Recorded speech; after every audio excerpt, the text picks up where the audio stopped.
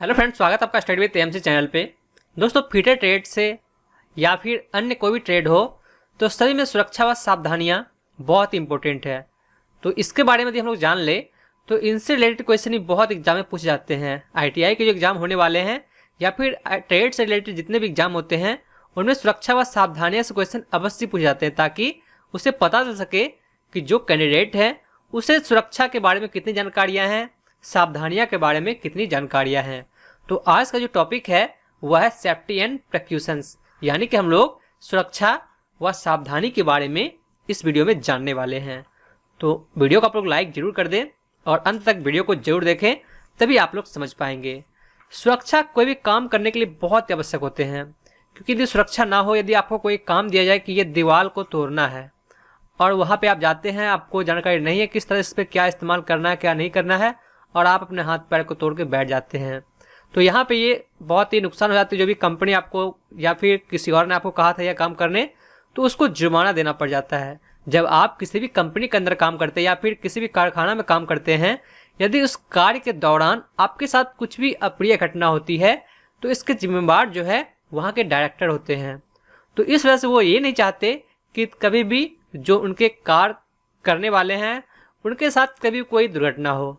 इस वजह से एग्जाम में इनसे रिलेटेड क्वेश्चन एक नए पूछे जाते हैं। 2-4 क्वेश्चन होते हैं सुरक्षा और सावधानियां से, कि आपको कितना मालूम है कि आप किस तरह सुरक्षित रह सकते हैं कार्य के दौरान और क्या क्या सावधानियां आपको बरतनी चाहिए। ठीक है, तो यहाँ तक तो हम लोग जान गए कि आखिर सुरक्षा जरूरी क्यों है। आखिर ये दुर्घटना होती क्या है, दुर्घटना होते कैसे है, ये भी तो जानना जरूरी है, तभी तो हम दुर्घटना को होने से रोक सकते हैं। तो दुर्घटना जो है इसके पीछे बहुत से कारण है, जैसे कि उत्सुकता होता है मन में।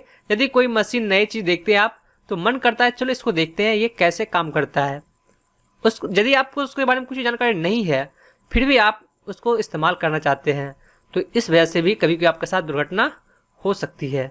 या फिर कोई मशीन चल रही है, आपने देखा होगा मजाक मजाक में जब पंखा वगैरह चलते तो कोई उस हाथ से आप लोग कुछ लोग चाहते हैं कि उसे रोकना, तो इस दौरान भी वहाँ पे दुर्घटनाएं हो सकती है। क्योंकि जब शॉप में आप लोग काम करते हैं, वर्कशॉप में, वहाँ पे ग्राइंडर लगे रहते हैं और बहुत से मशीन्स होते हैं जो कि बहुत ही स्पीड में घूमते हैं।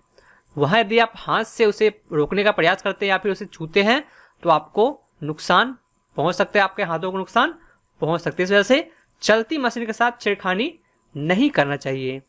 अब मेन इसमें 1-2 पॉइंट और भी होते हैं कि ये 2 बात तो सही है, उसके बाद भी कुछ कारण, जैसे कि आपको कार्य करने का मन ही नहीं है, बाकी आपके ऊपर प्रेशर है कि आपको ये काम इतने देर में करना है, तो एक वातावरण भी काम करने का होना चाहिए कि हाँ आपको काम, या फिर आसपास के वातावरण, आसपास में शोरगुल हो रहे हैं तो आपको काम करने में बिल्कुल भी मन नहीं लगेगा और कार्य के दौरान दुर्घटनाएं हो सकती है। तो इसके पीछे की ये भी बातें हैं। अब कहीं कभी ये होता है कि जिस मशीन पे आप कार्य कर रहे हैं, कोई मशीन यदि है ये यदि टूटा हुआ है या फिर उसका जो नट बोल्ट है वो ढीला है, तो उस पर जब आप काम करते रहते हैं तो कभी कभी वो खुल के उड़ जाते हैं, जिससे कि आपको चोट लग सकते हैं और इससे आपको क्षति पहुंच सकती है। तो ये भी इसमें एक रीजन है। और सबसे अधिक बात जो इसमें करें, जो मेन पॉइंट की, तो अज्ञानता। कोई मशीन यहाँ पे है, इसके बारे में आपको कुछ भी नॉलेज नहीं है कि ये मशीन किस तरह से कार्य करते हैं, इस मशीन का क्या कार्य है, इसे कैसे स्टार्ट करना है और कैसे इसे बंद करना है, इसके बारे में यदि जानकारी नहीं है, उसके बाद भी आप जाकर इस पे कार्य करते हैं तो इस समय भी आपके साथ दुर्घटनाएं हो सकती है। इस वजह से जिस मशीन के बारे में आपको जानकारी ना हो उस मशीन पर काम नहीं करना चाहिए जब तक कि वहाँ पे कोई सीनियर ना हो। सीनियर के देख रेख में करे तो वो आपको गाइड करेंगे किस तरह से इसका इस्तेमाल करना है, किस तरह से इस मशीन का इस्तेमाल करना है। कभी कभी ये भी होता है कि ओवर कॉन्फिडेंस, आपको लगता है कि ये मैं कर सकता हूँ, ये मशीन है, ये मैं चला सकता हूँ, देख के लगता है कि मैं ये कर सकता हूँ। इस वजह से भी कभी कभी ओवर कॉन्फिडेंस होने की वजह से भी दुर्घटनाएं हो सकती है। या फिर अरुचि होना, जैसा कि मैंने आपको बताया था कि कार्य करने का आपका मन नहीं है, पर जहाँ भी आप काम करते हो वहाँ पे प्रेशर है कि आपको ये काम करना ही है, तो उस दौरान जब आपका मन नहीं है काम करने में तो उस समय दुर्घटनाएं हो सकती है। इस वजह से किस तरह से हम लोग इसे रोक सकते हैं, इसके बारे में सुरक्षा सावधानियां जानना बहुत ही जरूरी है। अब बात करते हैं, यहाँ तो दुर्घटनाएं की बात हो गई, अब बात करते हैं इनसे हम लोग सुरक्षित कैसे रहेंगे। इनसे सुरक्षित रहने के लिए क्या करना होगा।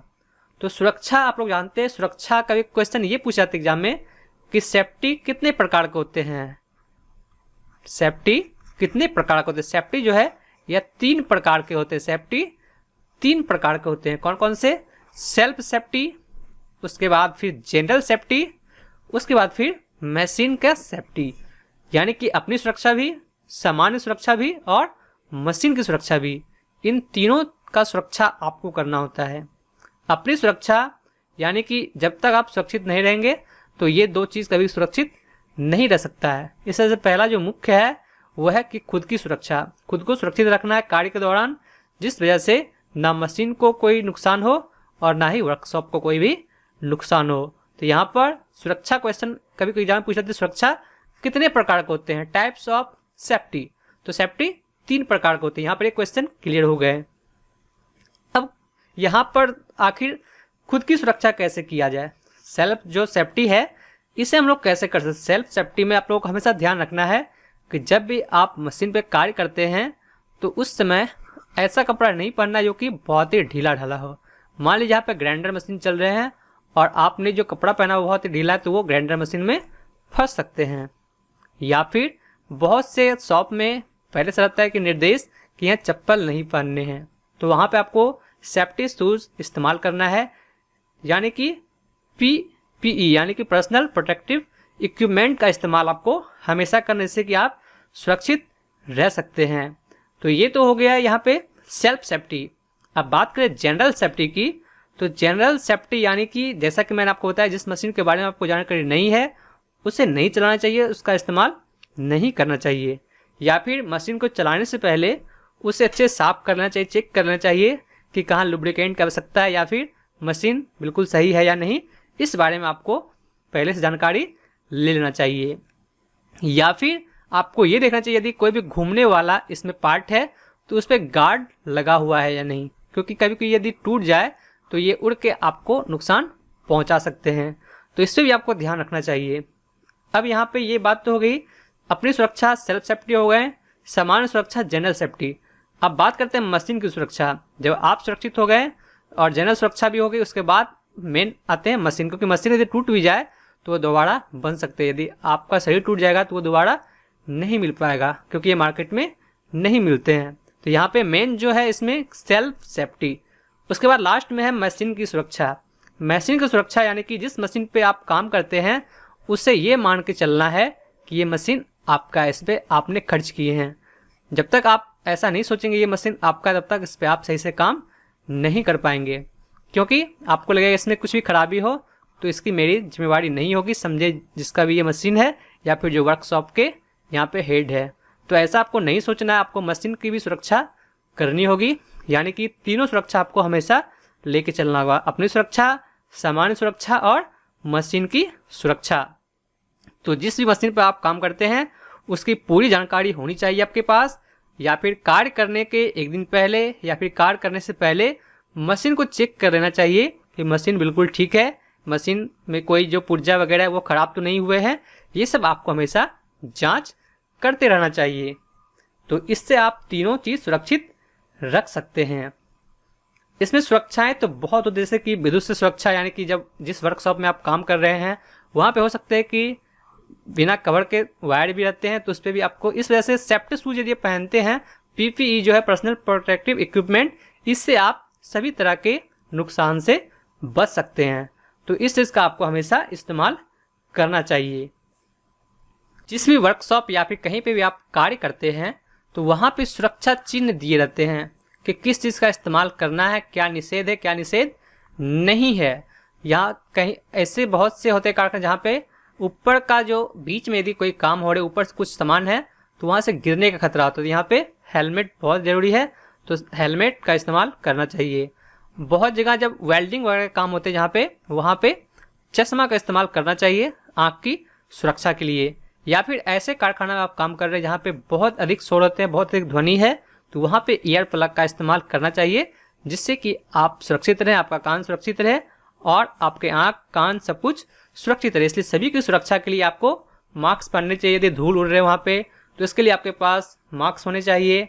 या फिर मशीन पे गार्ड होने चाहिए, जहाँ पे मशीन जो घूमने वाली मशीन है उस पर गार्ड होने चाहिए। सुरक्षा बेल्ट यदि आप कहीं पे लटक के कार्य करते हैं, बीच में या कार्य करते हैं, ऊपर फर्स्ट नीचे बीच में यदि कार्य करते हैं तो बीच में आपके पास सेफ्टी बेल्ट होने चाहिए, ताकि यदि यहाँ से आप गिरे भी तो आप बच जाएं, नीचे गिरने से बच सके। तो इस तरह से आप खुद को सुरक्षित रख सकते हैं, और यानी कि सेल्फ सेफ्टी भी, उसके बाद जनरल सेफ्टी और मशीन को भी सुरक्षित रख सकते हैं। तो आज के इस वीडियो में बस इतना ही, बाकी इस पे हम लोग और नेक्स्ट पार्ट में देखेंगे। तो कंटिन्यू यहाँ पे आपको फीटर ट्रेड के वीडियोस मिलते रहेंगे, तो आप लोग चैनल से जुड़े रहें, चैनल को सब्सक्राइब कर लें ताकि नए वीडियो जब भी आए तो इसकी सूचना मिलते रहे। हम लोग इसमें पूरे चैप्टर को कवर करने वाले हैं शुरू से लेकर अंत तक, साथ ही साथ प्रत्येक चैप्टर के बाद क्वेश्चंस आंसर्स के भी सीरीज आएंगे, हम लोग क्वेश्चंस आंसर को भी साथ ही साथ देखेंगे। तो वीडियो आपको अच्छा लगे तो लाइक जरूर करें। बाकी मैं मिलता हूँ आपसे एक और नए वीडियो के साथ, तब तक के लिए धन्यवाद। आपका दिन शुभ हो।